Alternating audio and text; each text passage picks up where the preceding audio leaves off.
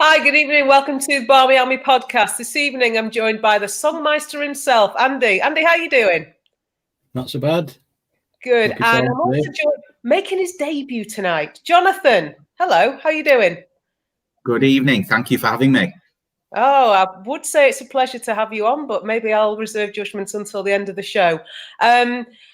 Good evening for anybody's out there watching us. We're slightly earlier tonight because the men are playing at 8 o'clock. And after the weekend, some people might want to go and watch that. So we thought we'd get this one over and done with nice and early. So, gentlemen, we're going to have a quick chat about the Bristol game from the weekend. And then good evening, first of all, John, Fiona, Natasha says good evening, Jonathan. And good evening to Mark. We're going to talk about the Bristol game and also look back on 2020. So not so much the season so far because we didn't really have much in the year anyway. Good evening, Max, as well. So, gentlemen, Andy, I'm going to start off with you. Were you ever concerned going into this match against Bristol, knowing what had happened last year? Not so much because of last year, but because the United way seems to be impress, and then fall at the smallest hurdle. So I was on the All for United podcast a couple of weeks ago, and I remember saying it's going to be somebody bad that beats us. Yeah. So not because Bristol scare me, but because United scare me. But they've responded. They've gone in. They've been ruthless. They've done the job. Yeah. Jonathan, you were actually at that game last year, and it was last season, I should say, and it was a game that we've since. I think your family had banned you from going to watch the team ever again. Were you concerned going into the game, or were you completely confident? I probably would have been concerned if, I think the previous week against Reading, if they'd have run out 3-4-0 at Reading, I probably would have been concerned. But the fact that they struggled to get over the line, I think that Reading game was quite a kick up the you-know-what. And I think it made them focus a lot. So, no, I didn't have any doubt. Whereas before the Reading game, I thought they could come unstuck. Yeah. Sometimes you think, is a point a good result? But a point would not have been a good result at Reading. But following the Reading game, I think I didn't have any worries at all going into the Bristol game. Yeah. Comments here, Fiona saying, I think they learned from their mistake last time. You say that, but 3 minutes in, Ebony Salmon was through on goal. Hearts in mouths time, Andy. Yeah, without thinking about the concern of slipping up, I think we're good enough to not worry about going behind early on. I think they've got the character to not really worry about that. But then sometimes with defences, we've not got a particularly consistent defence. We chop and change here and there. You just never know, and that early setback, if it had gone in, could have unsettled us. Coming on to that, John Fry says it's the winning mentality we've got this season. Good evening to John Neville as well.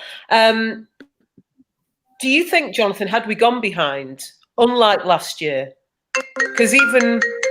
Oh, someone's having a call there. We're just going to decline that one. Right, thank you. Jonathan, tell your son to get off FaceTime. Do you think had we gone behind, we wouldn't have we would have been able to still put that kind of performance in rather than last year where we knocked at the door constantly and just couldn't get the ball in the net? I would be very confident we would, because I can't recall when she would have scored in the game last year. But I think if we were going behind after 2-3 minutes, it gives you plenty of time just to reset and go again. I mean, just talking on her, I mean, even watching the game and then watching the highlights, she's the sort of player that you can be watching a game and then she'll be through on goal and you'll think she's got to be 10 yards offside. So I don't think it's I wouldn't be having to go at any of the defence, because I think she'll probably find herself 5-10 yards ahead of most defences, the speed and thought that she's got. So, yeah, I wouldn't have worried about it at all. This is Ebony Salmon talking about. Yeah. Obviously, a United player who scored against us last year had chances, a couple of chances in this match, and also scored. Excuse me, we're just going to have to mess about with that there. Quick question though. bearing that in mind, were you disappointed that it looked at times defensively that we hadn't learnt from the previous season, Jonathan?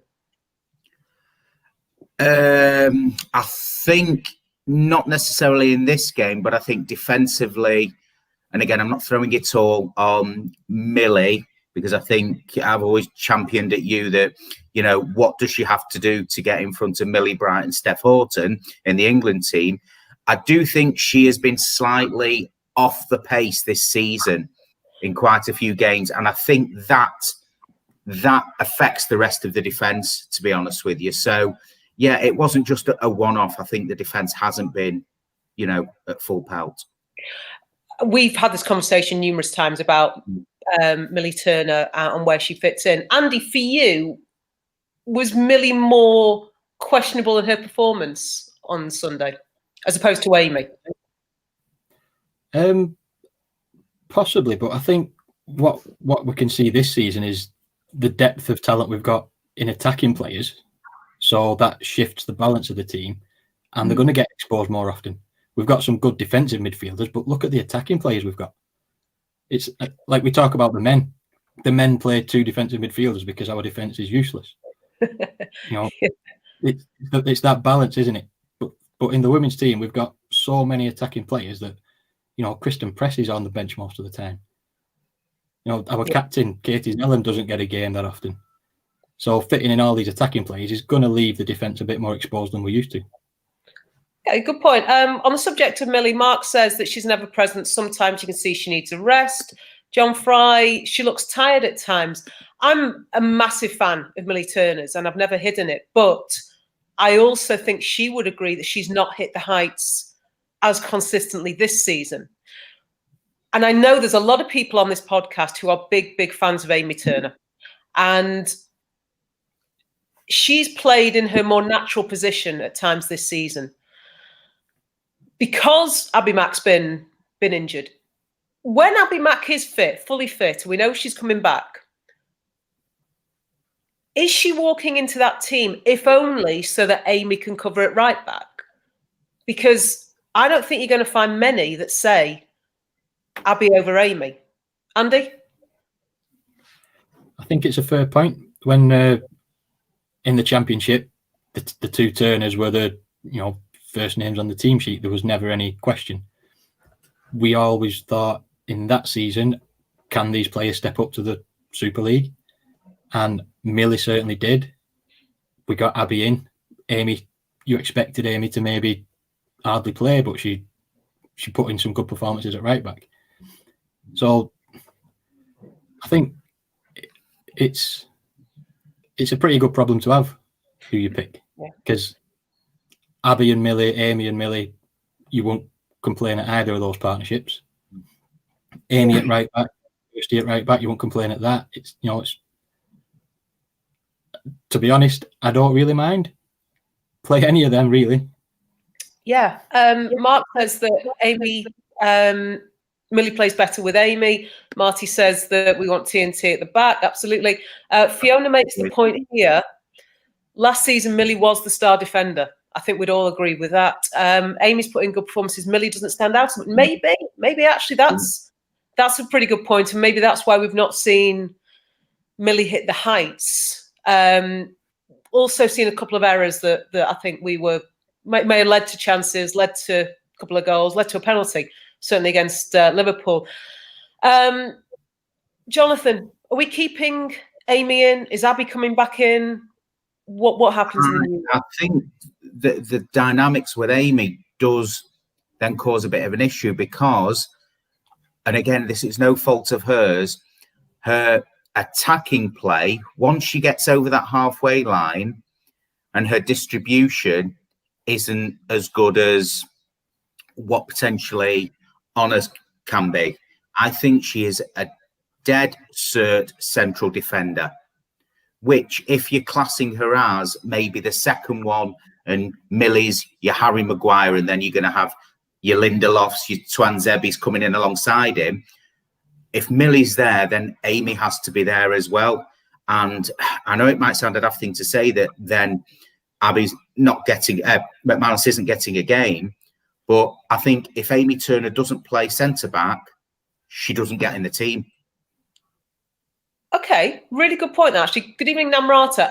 If anybody actually wants to pick up on that, Jonathan's saying if Amy's not centre-back, she doesn't get in the team. I think that's going to split opinion, actually, because I can see both sides of that. And I think a lot of that will also be about our fullbacks.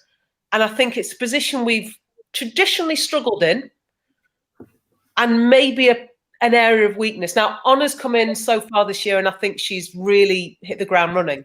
I think certainly when you consider the performance that, say, Lotte put in against City in the first game of last season, as opposed to the game that Honor had first game of this season against Chelsea, worlds apart. Lotte got pulled at half-time, completely lost. Honor's hit the ground running and put in some good performances. But maybe it's the fullback position that dictates where Amy plays. Yeah, again, Mark's saying what we know. The relationship between Amy and Millie is all down to trust. The partnership has evolved over the seasons. And I think with Amy and Millie, you've got more of an equal footing, whereas with Abby and Millie, as it traditionally would be, I'm not seeing... Jonathan, go on. I was just going to say, and it's not the sort of the done thing within the Women's Super League, but I would have no qualms if you were playing... this is getting a bit tactical. If you're playing Abby and Millie at the back, and in a very important game, you're putting Amy just sat in front of them, or even as a man marker, person marker, woman marker. You know what I mean? I think she'd do a great job as that. I think she's very disciplined and very experienced to do that. So that would be a role, but you don't normally play that type of man marker in that league. No, it also wouldn't seem to be Casey's preference. Andy, Fiona's given us a couple of suggestions for her choice of back four: Amy, Abby, Millie and Honor, or Honor, Amy, Millie and Kirsty, because Honor can switch as well, which kind of dictates that this is an issue. If Honor was just on one side, Kirsty Smith can shift as well. Martha's had to shift. We might not yet know what their best side is. Either of those two work for you, Andy? Yeah, I think, like Mark's pointed out, Amy made right back position her own last season, but Kirsty's improved a lot this season. So I think Kirsty was a bit questionable at times last season. Amy took advantage of that, but Kirsty has been much better this season at right back. So that's not as much of a worry that you need to cover it. And a point that Mark made earlier on as well, that Amy and Millie have built that trust. They had that first season, they've been easy to begin, and they've got roles. They've got the old Rio and Vidic roles. They've got one's a footballer, one's a fighter. Yeah. Do you get that with Abby in the team? Yeah. We've talked about this so much. One plays the ball. Yeah. I was just going to say, very much they do fit the Bruce Pallister mould, unbelievably. Just coming back to Amy, I'm not saying she's not a great right back. I wouldn't say that at all. She's reliable. She'll do you a job. But I just think moving forward, they need to give the freedom to Honor to go forward, make that position your own. There's one player we haven't talked about. Jake, good evening. Martha's back. Martha's ready to fight for her place. Good evening to Abdul as well. Fiona says it's got to be TNT for her.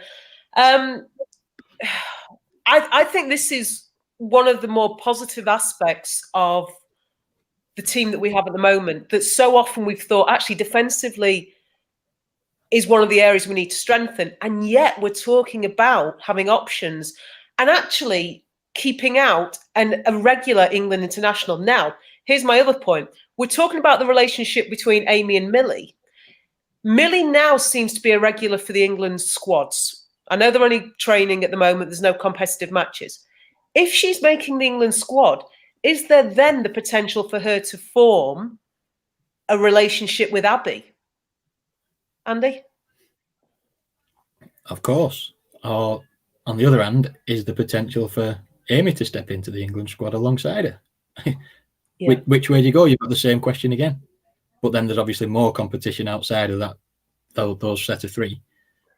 But I think it's the time, like Mark pointed out, Amy and Millie have had that 3 seasons. They've had that solid championship season.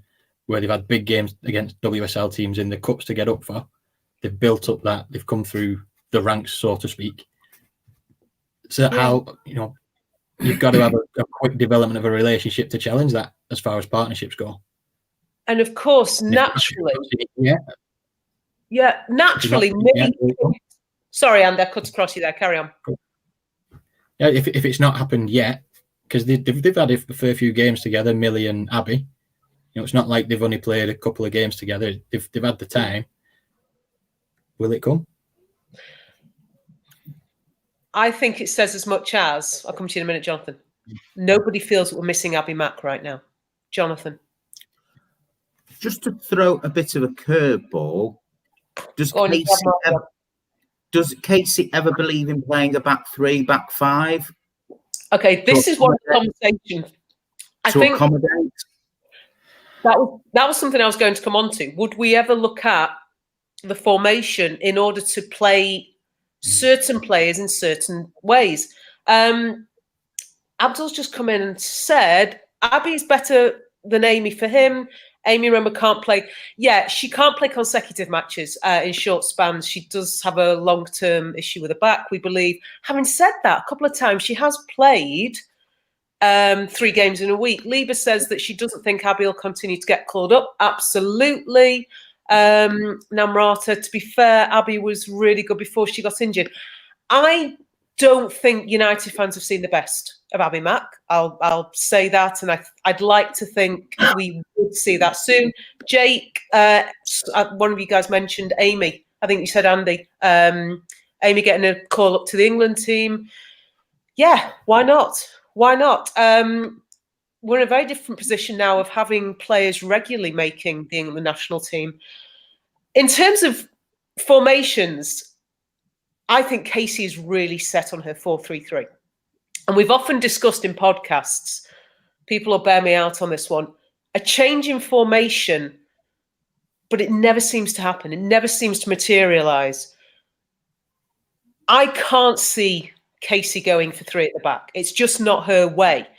And Millie, as we know, as I was saying, came to the club initially as a midfielder and then got taken to defence. And it looks like she was born to play there. But, yeah, actually, Andy, you got a point here. You've got the manager coming in. Maybe Amy. Namrata says we tried a 4-4-2 against Bristol. I think it's one of those we could end up in those situations, but Casey's never going to send out. I would highly doubt it. Jake's made a point. We've all missed it. We've put Amy at right back. Used to play there for City. So, Andy, is that how we fit Abby Mack into the team? Do we leave Amy at centre-back, put Abby at right-back? It's worth a go, but are we struggling at right-back at the minute? Yeah. If Amy's not there, Kirsty's there playing well. You've got the same discussion between Kirsty and Abby then, instead of Abby and Amy. Yeah. And as Namrata says, Abby doesn't want to play right back. But I can't see her getting in the team right now. John Fry, he worries about Abby defensively. I think it's clear that there's progress that she can make, I think, in the team. And maybe now she's coming back, she'll get some training, some time behind her. And we've got some big games coming up at the beginning of January. So I'm just struggling to see how Abby Mack gets in over Amy T at the moment. Talking about, we'll come on to that because someone's asking about other players and their form. But one of the players I do want to consider, following on from that Bristol game, Leah Golden. I don't think Leah necessarily started the season in the same form that she finished last season. Certainly for those of us that were at Walton Hall Park, she had the Everton defence on toast, as Nat likes to say. But she was a bit slow to start. Scored, obviously, against Chelsea. But now she's coming into her own. Jonathan, are we talking about one of the most unsung players? I know she's getting a bit more attention. One of the most unsung players in the league.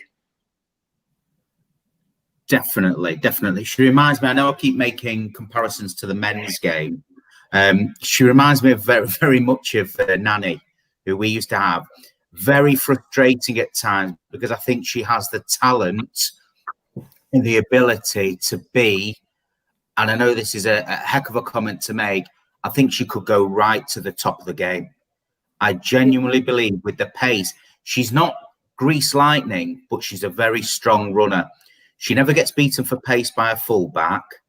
I mean, on the flip side of it, how many times do we watch it and she'll overcook a cross or she'll shank one behind or something, but then in the next breath, she'll pull that goal out of the hat like she did on Sunday, where literally it's no backlift.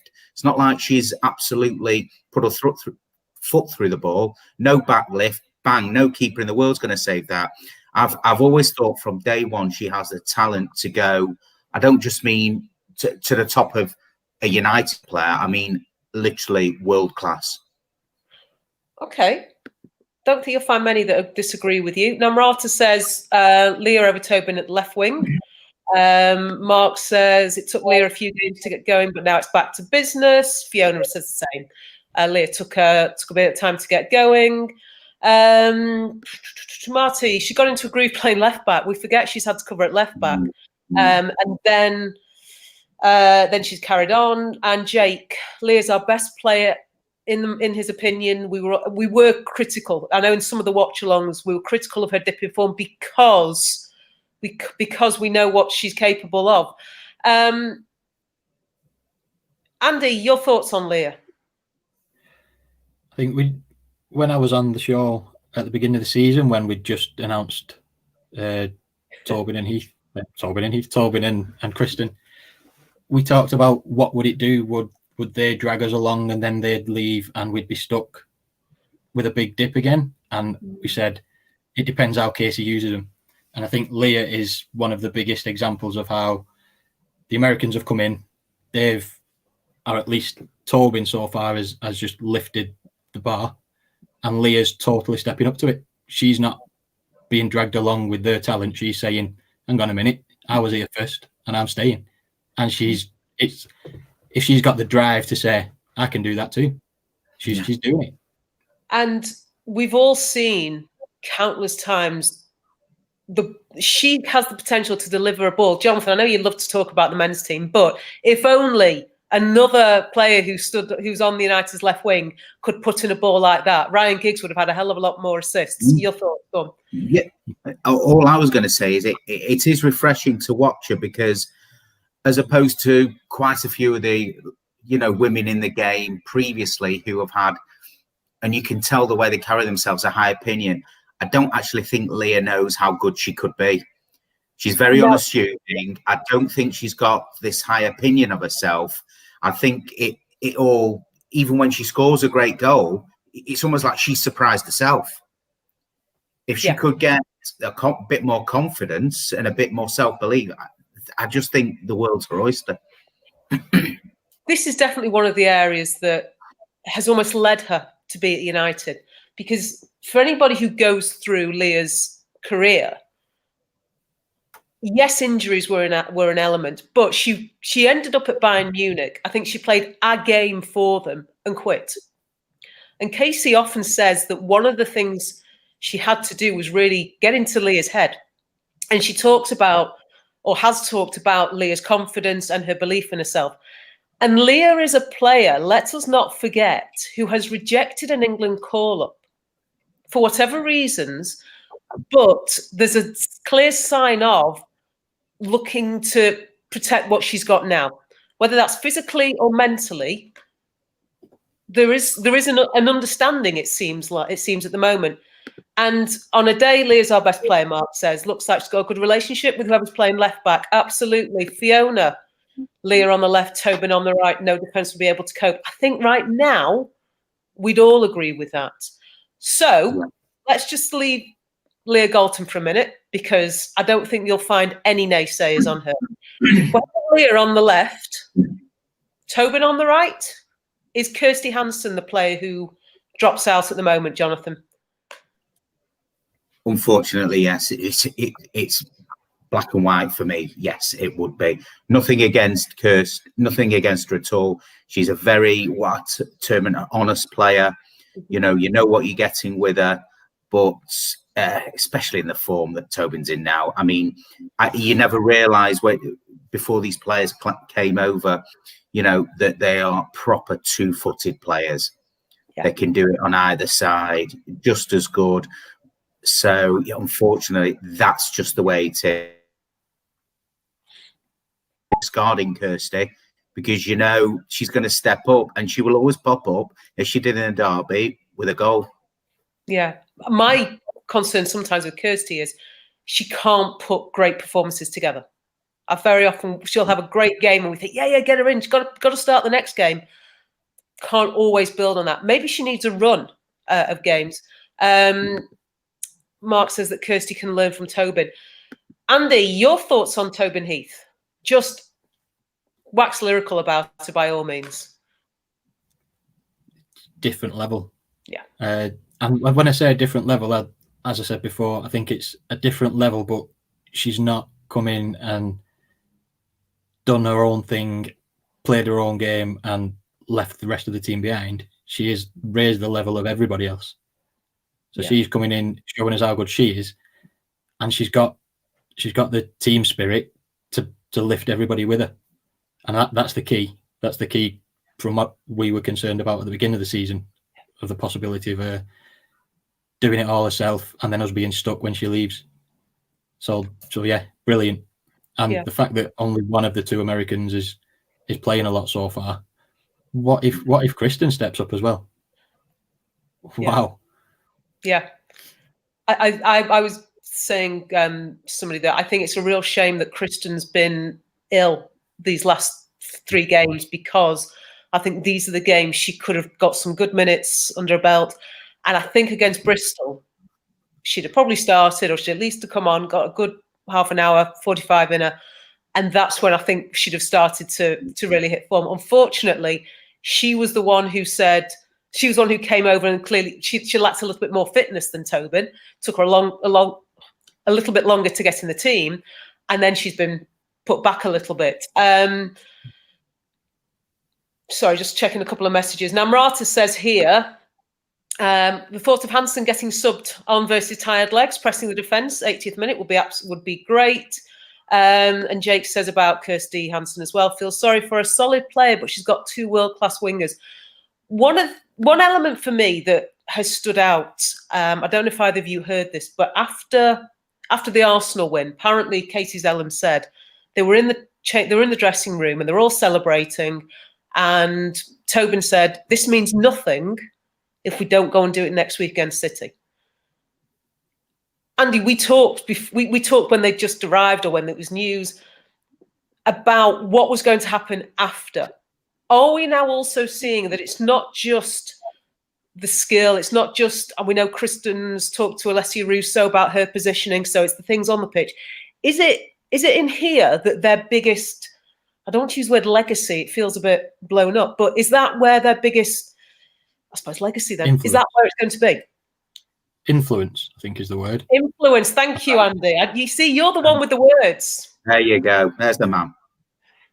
And yeah, absolutely. I think, as I said before, Leah stepped up already. She's looked at what they're doing and she's driven to compete. But yeah, they are influencing everybody. They are giving us the mentality of this. We started the season thinking we want to take the step from. We were never top 3 last season, but we weren't quite in the rest of the pack either. We were kind of in between our own little level, below the top 3, but just above everybody else.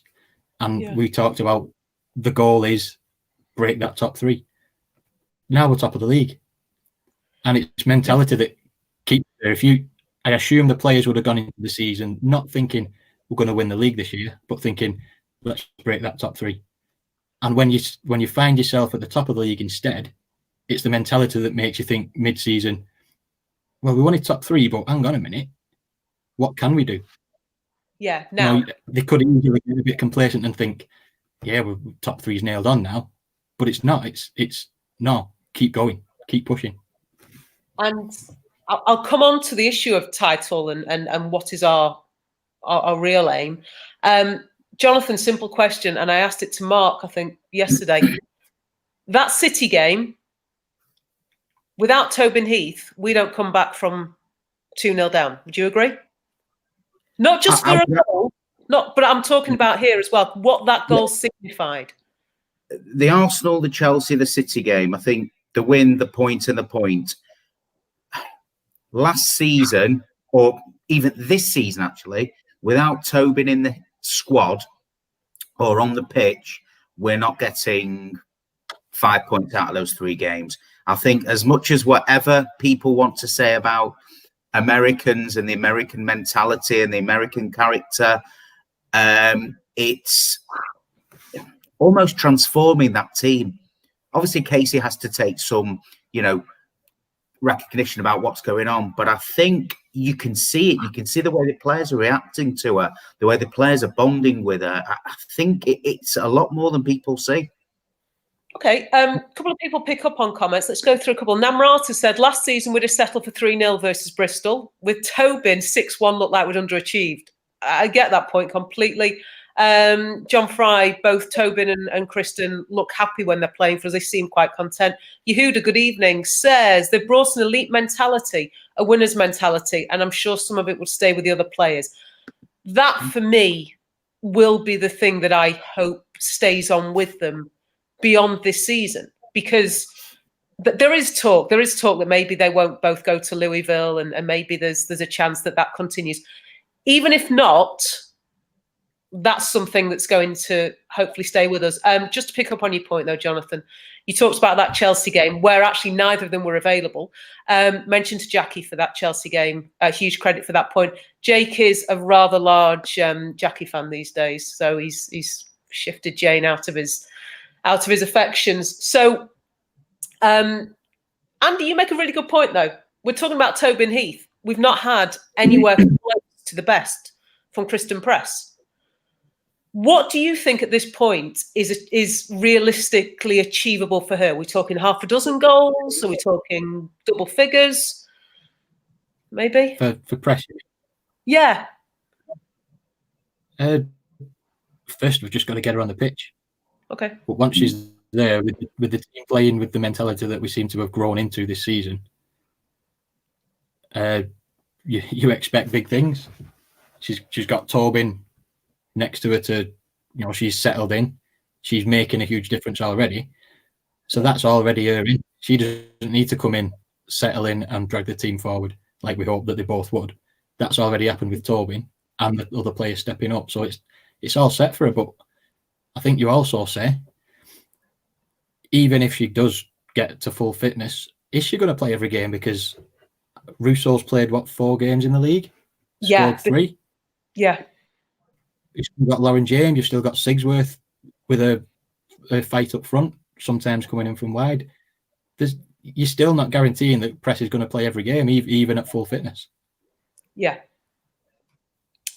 This was something I was going to say about where does she fit in when Russo's also available. Abdul reckons 10 goals. Marty's saying that Kristen makes goals out of nothing. So let's imagine come January, Casey's got a choice between Kristen Press, Alessia Russo. Who's your first choice striker, Jonathan?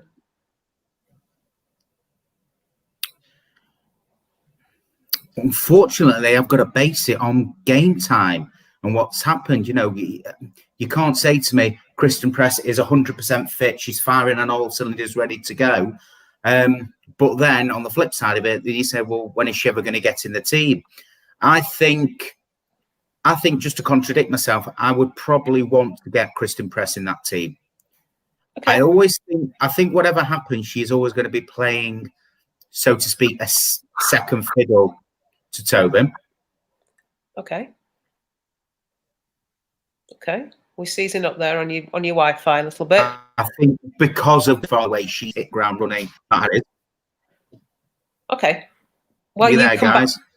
Yeah, we're still here. You keep dropping out. But Mark says Russo. Abdul says Russo. Namrata, can you get the message? We're all saying Russo. Jake, Russo. Russo.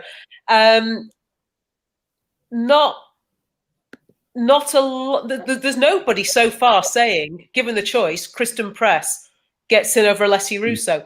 That is the biggest sign, I think, of what we've got in terms of capability and what we've got in the squad. Yeah, I think at the moment we're all waiting for some news on Russo, and not sure how much longer she's going to be out. But I would expect there's another one for Russo. I'd expect Russo to be pretty close to coming back. Lieber's saying she's convinced Kristen's better on the wing. Who do we drop then? Yeah, okay. Yeah, people just getting us some. I was going to say it's great decisions and great, that she's got to make. That no one's position is set in stone. Now that's an interesting point, Andy. Last year we were at games, and before the team was announced, we knew who that 11 was going to be. Now there's a sense of pretty much we knew who Casey was going to play. Now you can pick maybe 5 or 6 that you know Mary's going to be in goal unless it was a Conti game. You know Millie's going to play. We don't know Katie's going to play. We know Honor's pretty much nailed on. Tobin's nailed on to an extent. Leah. There's a lot of other players around them that the strength in depth means, and also players performing, we haven't got a clue. Do you think right now, Andy, Casey's got an idea who her strongest 11 is?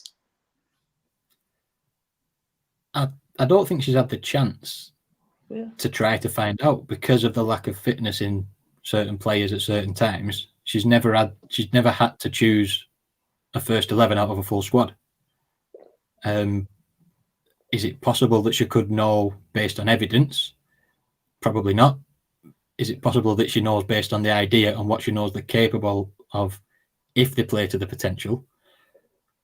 Even then, you've got tough decisions to make because we've got different styles of players as well. I think she probably got a preferred 11, but not all of that 11 has had the chance to show what they can do this season yet. Just play like we talk about Kristen Press. At her best, she'd probably be having a similar effect than Tobin Heath's having. But you don't know if she regains fitness and you put her in, you don't know if you're going to get her best. You're going to need time. And if we're thinking now this title could be on, can you afford that time? You've got to tread cautiously with that. So in a way, it would be indulgent to give the minutes to a player that, I mean, Jake says it here. Russo's convinced us all in just a few games. That's fair. Okay. Has Kristen had to convince us all at the same level? Has she had the fitness to do that properly? Probably not. And will she? Will she get that chance if we know that there are players? Because you've still got Lauren James, Jess Sigsworth, who can start up front. So, can we afford to give her the time to settle and show us what she can do? It's a heck of a thought that we might actually get to the end of the season never having given Kristen Press the opportunity to fully regain fitness because we had better options. Jonathan, just picking up on that. Casey's had the best. Yeah, we've never been 100% fit. I actually think, and it was one of the notes I made, we've almost ignored the injuries we've had because we've coped so well. And we've come through, I think one of the journos, Molly Hudson, said, if Casey gets United through this patch of bad injuries, she'll have done extremely well. And as I'm reading it, I'm thinking, what injuries? Because we've just carried on. And actually, you look back on it and you think, Jonathan, for you, Kristen Press, are we really going to get to see the best of her in a United shirt?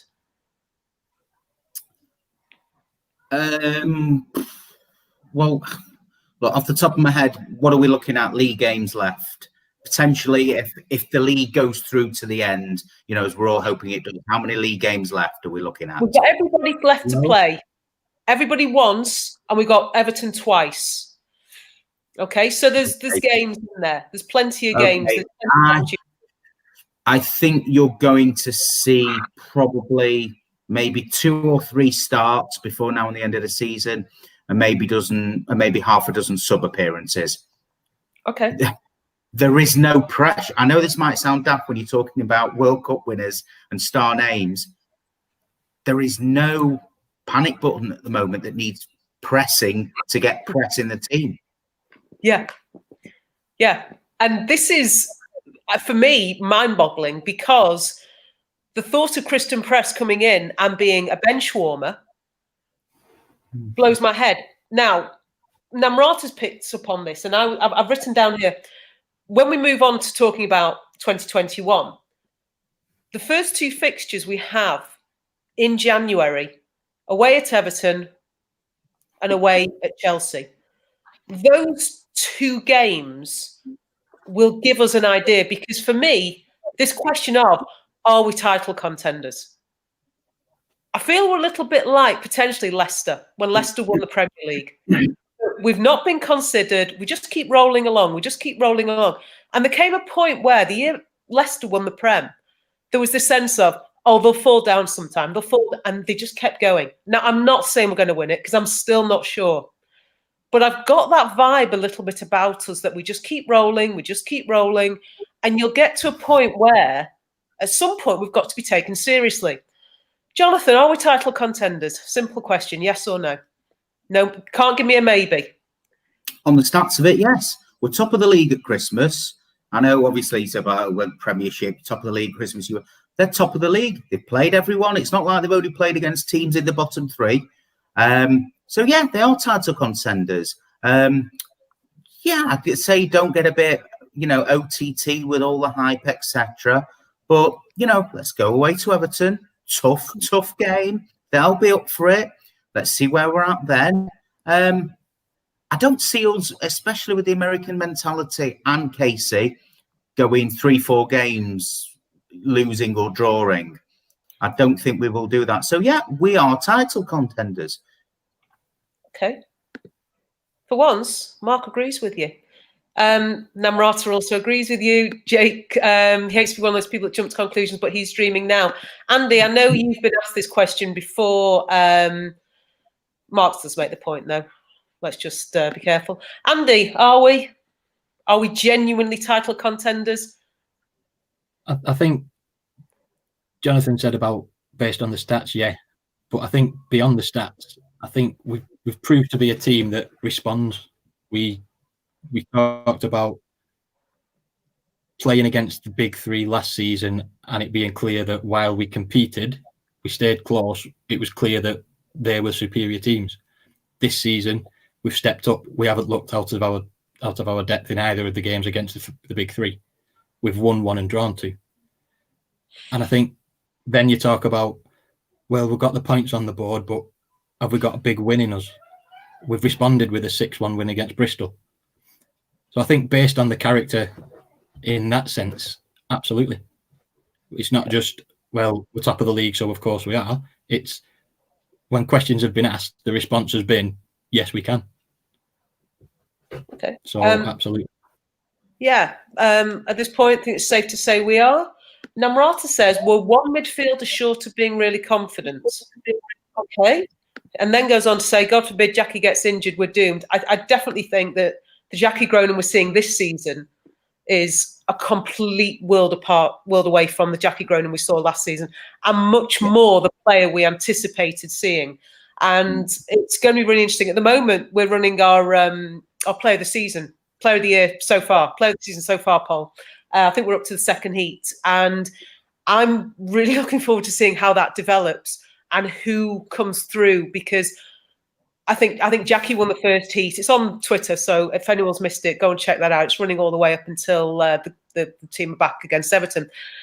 Jackie won the 1st heat quite comfortably. Don't think that was a surprise. The one that started today is a little bit more of a competitive edge. But if you had to pick right now, player of the season so far, Jonathan, who are you going with? As much as I was scratching my head last season, and I asked you and Mark on several occasions, what's all the hype about this Jackie Groningen? She didn't play in a game. Was it the Reading game? She went off early against Villa. She got injured. She had concussion. Sorry, Yeah, that's my sign for concussion. That was our player getting injured against Reading. Yes. So we looked a completely different team. So I'd have to throw my hat into the Jackie Groden. Yeah, I'll throw my hat into her ring. Okay, so that's nice of you to say that. Mark says Jackie, Namrata, just votes for Jackie. Andy? I think it's easy to look at Leah and Tobin with the goals that they produce, but can they do that without Jackie Gronin in midfield? Probably, but can they do it as comfortably? I'd say probably Jackie. But I think Jackie's also benefiting from the bigger threat we've got up front. So I think last season you were looking to her for goals, but this season the goals are coming and she's allowed to do her job rather than looking to her to get forward and contribute up front as well. Okay.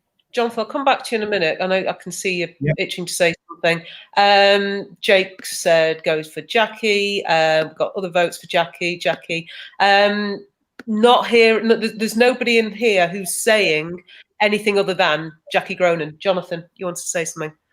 Just backtrack on one point. You were talking about, can we look ahead to potentially being champions? Have we got a chance of the league? After half an hour against City, I think we're about 2 down. Was that right? And I was watching the game thinking we're in awe of City here. We look a million miles off it.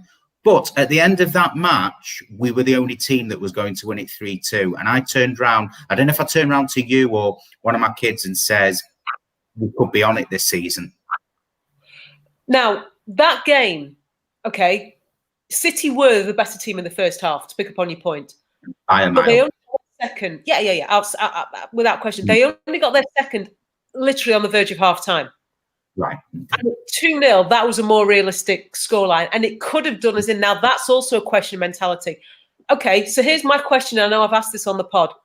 We've still got to play Arsenal, City and Chelsea. But we also have to play them away from home. Is that going to be a factor? Because as things stand, I think it's really unlikely that Chelsea are going to be able to have fans in for that when that fixture comes around. Obviously, if City can, that means we could also go. Will it be an issue having those 3 games away from home? Andy?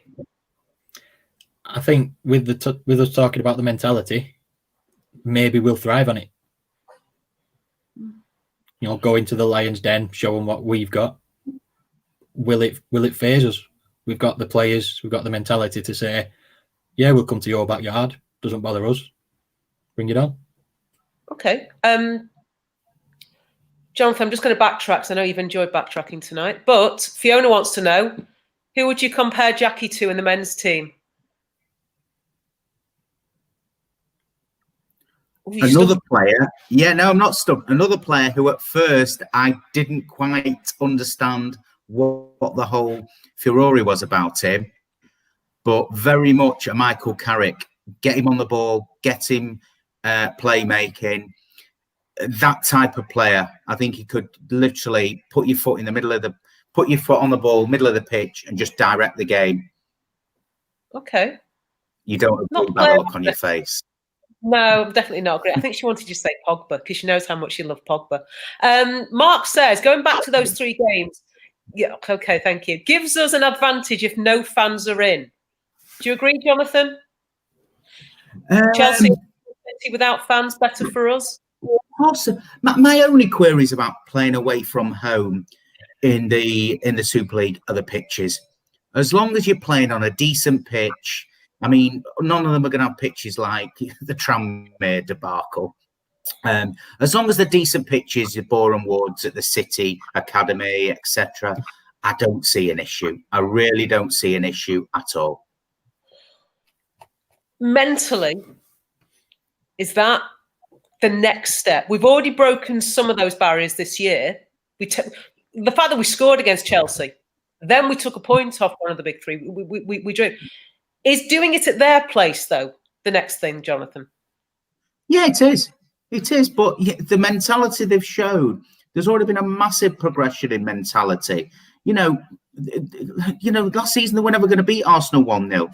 They were never going to get anywhere near a point off Chelsea.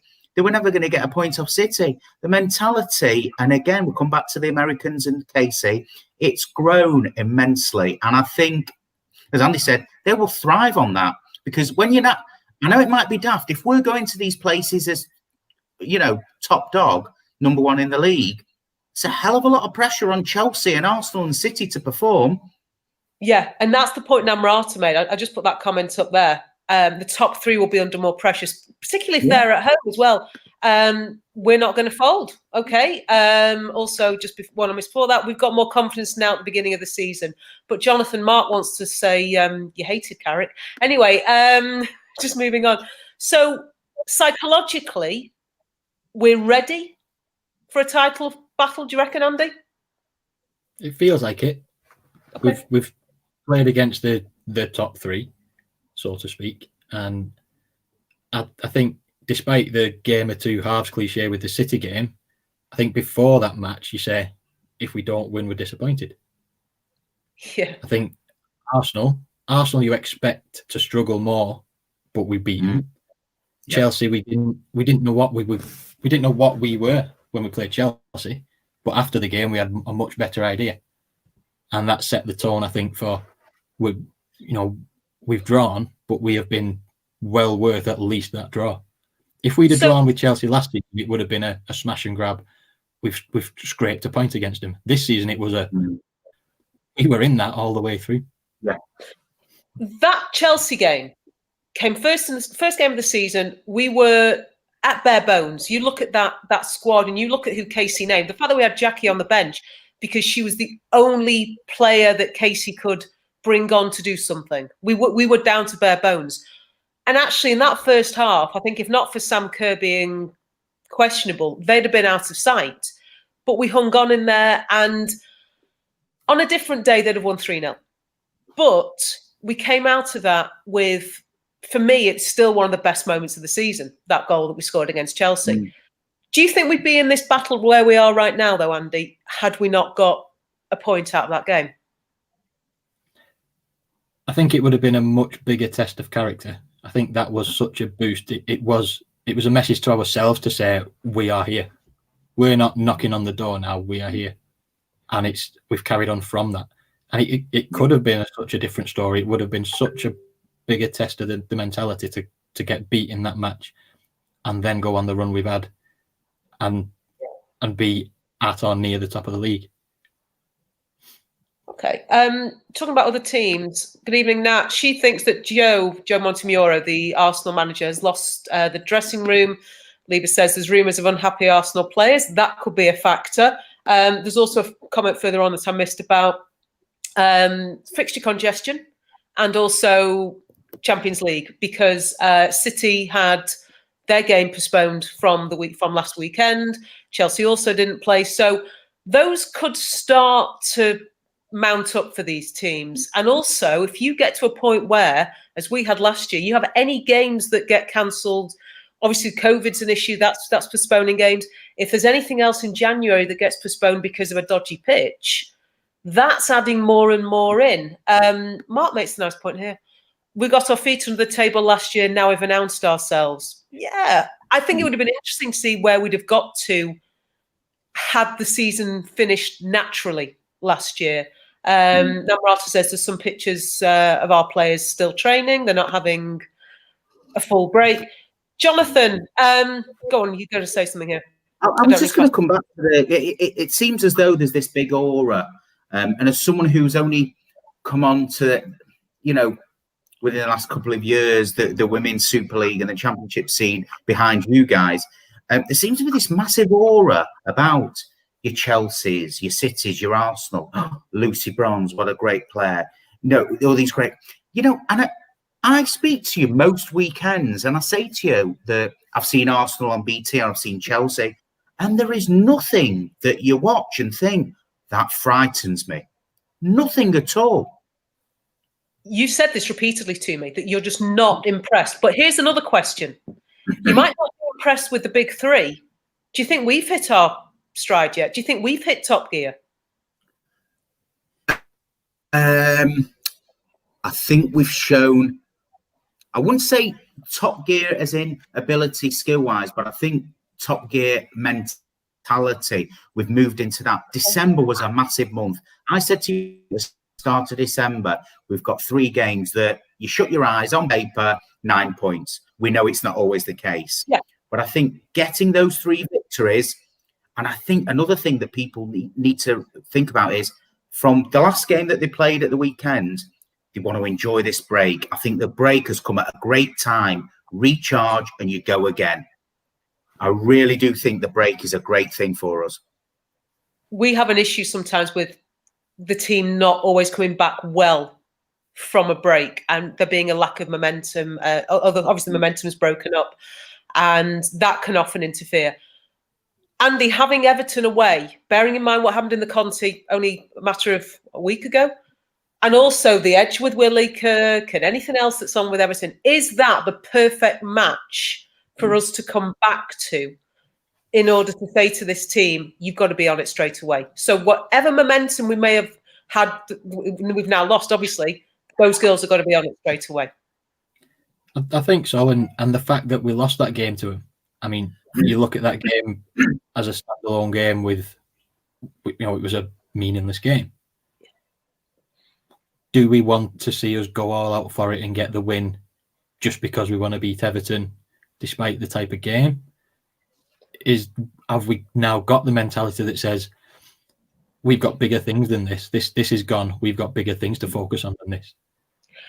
Yeah. So looking at that game, maybe in our heads it is a distraction. Once we've gone out of that cup, it's a distraction, and maybe that's why we didn't quite have the fight to bring it back and win that match. But it now gives us something to look back at and think, these beat us. Don't let that be the last we hear of Everton.